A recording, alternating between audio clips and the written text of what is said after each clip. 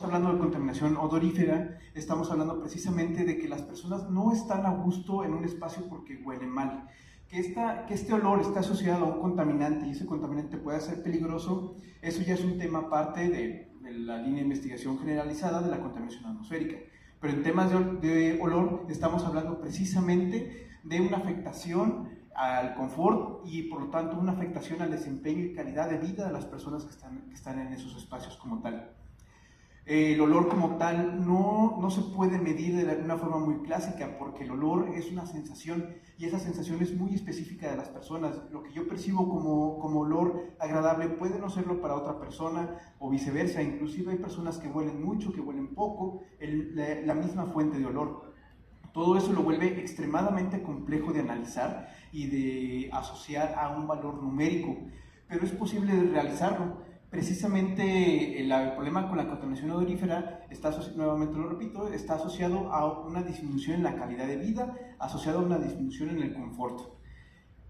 En México no tenemos una normativa como tal asociada a olores. Creo que tampoco en Estados Unidos, no estoy muy seguro del dato, pero sí sé que en Europa sí lo hay. Existe una norma técnica, la norma europea UNE en 13725-2004, que establece precisamente una metodología a través de olfatometría dinámica para poder establecer valores numéricos a el olor como tal. El olor no se puede medir, no existe ningún aparato, ningún equipo analítico capaz de medir el olor.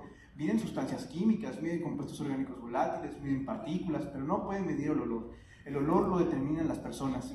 Y lo que hace esta norma es precisamente establecer esta metodología. Se entrena un panel especializado de gente, entre los que me encuentro yo, que se entrenan precisamente para poder, a través de muestras específicas, de concentraciones específicas de una sustancia odorífera, determinar mediante estadística qué tanto huele una muestra de aire, que son alrededor de 5 litros de aire.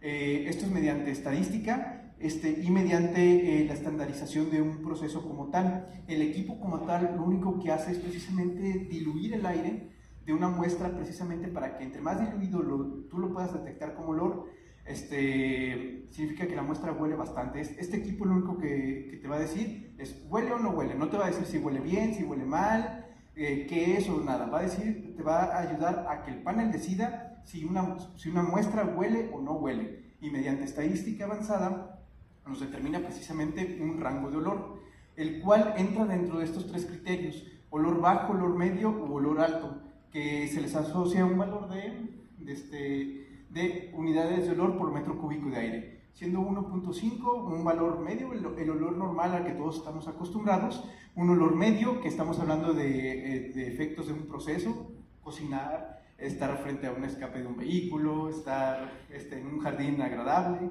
Todo eso genera un olor que es perceptible, detectable por la mayoría de las personas. Más allá de ese valor, a valores de 6 o superiores, estamos hablando de olores intensos.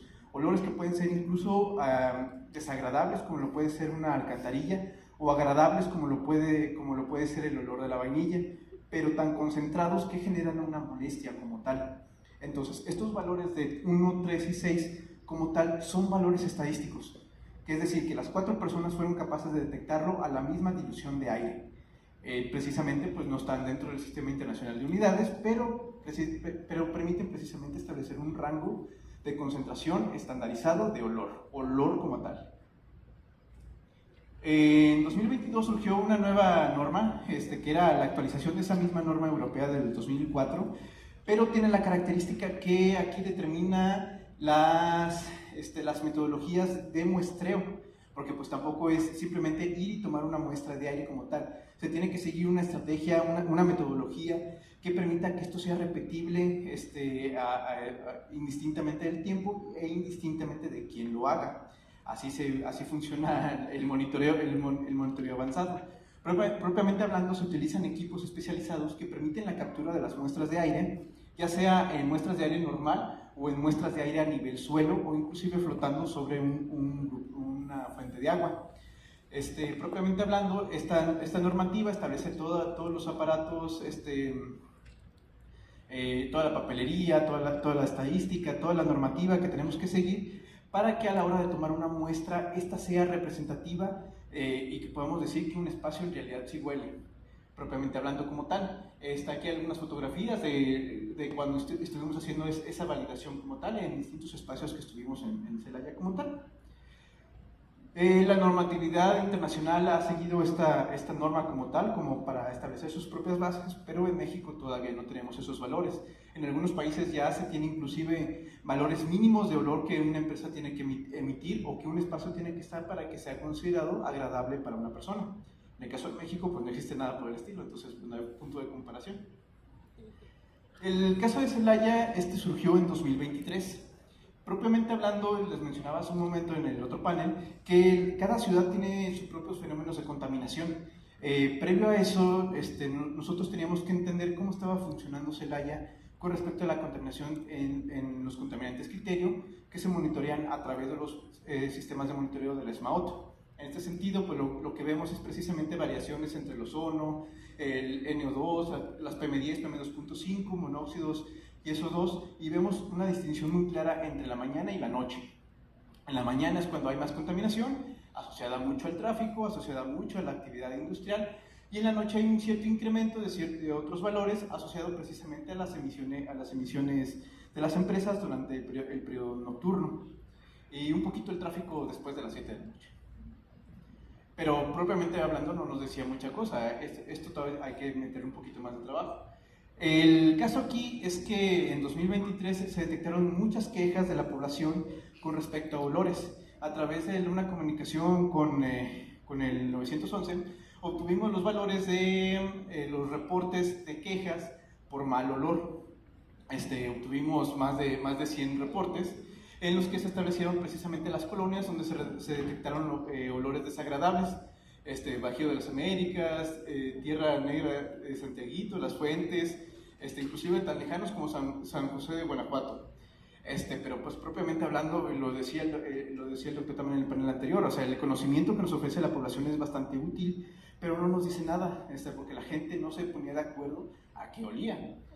Las quejas de olores se detectaron en la noche, entonces propiamente hablando no era la contaminación normal de la ciudad, era algo que estaba sucediendo entre 6 y 11 de la noche. Y casi siempre las quejas se detectaban la mayoría en los martes. Entonces, ¿qué está pasando? Pues no sabemos. Según esto, las estaciones de la SMAOT no detectaban niveles anormales de la contaminación. Entonces, ¿qué era ese olor? Pues lo primero que se tenía que hacer era acercarnos a la gente. De acuerdo a las quejas por olores, la gente reportaba olores a rastro, a cable quemado, alimento para ganado, olor dulce, olor quemado, pan, drenaje, o sea, no había una consistencia sobre la queja. Entonces, pues, no tanto de qué se estén quejando, sino por qué se están quejando, o sea, por qué hay tantos valores de queja, especialmente asociadas a rastro y asociadas a plástico quemado. Nos tuvimos que acercar precisamente, y haciendo un poquito de estadística, la mayoría de los olores están asociados en la categoría de fétido. Otro a condimentos, otros a drenaje y otros a alimentos de pollo. Eran como que las principales características y las principales quejas. Entonces, ya con eso en mente, pues ya teníamos una idea más clara de lo que estábamos buscando. Nos acercamos precisamente a estos espacios, los fuimos a muestrear de acuerdo a la normativa europea, nos fuimos con nuestros equipos, debidamente categorizados, debidamente etiquetados, todo, y adicional nos llevamos un equipo de análisis de cromatografía de gases masas con tubos TENAX, precisamente que nos sirve para capturar las muestras gaseosas de compuestos orgánicos volátiles y a ese olor asociarle una huella química, que pues, precisamente tenemos que saber si eso es peligroso o a qué está oliendo. Seguimos la normativa como tal, llevamos las muestras al laboratorio donde estuvimos ahí leyendo, aquí están las bolsas donde se almacenaban, y el equipo de panelistas ya es un equipo entrenado, precisamente ya a punto de obtener el certificado de panelistas expertos, y nos dedicamos a oler un montón de muestras, todas bien mal, un olor horrible. Y lo que detectamos fue que en los espacios en los que fuimos detectamos varias cosas. La primera es que todo el olor está por encima de lo agradable, o sea, todo está arriba de 6. No necesariamente eso es malo, significa que pues, la ciudad es bastante apestosa. pero es característico de la ciudad y característico de los espacios a los que fuimos. Estuvimos dentro de varias empresas, estuvimos dentro de varias calles, estuvimos dentro de la mancha urbana buscando estas muestras. Y lo que obtuvimos fue precisamente, bueno, ahorita más adelante van a ver el mapa, es que hay una zona bastante concentrada donde la cantidad de olor es más fuerte que se va dispersando a través de ahí. Hicimos la detección de la huella química encontrando precisamente ácidos orgánicos, aldehídos y compuestos nitrogenados como las principales especies orgánicas que estaban presentes en esas muestras. Estas especies, para los que estén un poco entendidos en química, la mayoría de los aldehídos, la mayoría de los ácidos orgánicos huelen excesivamente mal, especialmente el ácido acético, el ácido butírico que huele a mantequilla podrida, el ácido propanoico que huele a vómito básicamente, en su forma concentrada, pero estos estaban en concentraciones extremadamente bajas, aún así detectables, porque hay que tomar en cuenta que la nariz humana es capaz de detectar mucho más que cualquier equipo analítico a la fecha. Entonces estamos entre ácidos orgánicos, aldehídos y nitrogenados como las principales especies químicas que estaban generando un olor desagradable. Suficiente como para que haya quejas, y asociado a lo de la normativa nos permitió generar primero una de las principales especies fue el hexanal, que también tiene ese olor a podredumbre, a muerto. Precisamente esta diapositiva era para eso, para indicar que el hexanal huele a cadáver. Y nos permitió generar un mapa, no sé si lo estoy diciendo bien, el doctor a ver si no me regaña, de que teníamos una principal zona donde estaba el olor más concentrado, y dependiendo de los vientos, dependiendo de la dirección del viento, de la humedad, de las características meteorológicas, este olor se iba distribuyendo y diluyendo a través de la ciudad. El detalle aquí es que no hay una fuente específica para ese olor. Para poder determinar a partir de una fuente fija, se tiene que analizar la emisión directa de la fuente fija y asociarla a la huella química de los espacios donde estamos tomando las muestras. No podemos decir quién fue, podemos decir qué fue, pero no quién. Entonces nos permite reducir el área de búsqueda para poder encontrar quién está emitiendo estos olores, y a partir precisamente de un trabajo en conjunto entre el gobierno, entre la academia y entre los empresarios, buscar una alternativa para que esas emisiones de olor sean menores, para reducir la afectación a las personas que se están quejando. De mi parte es todo. Estoy abierto a sus preguntas y comentarios.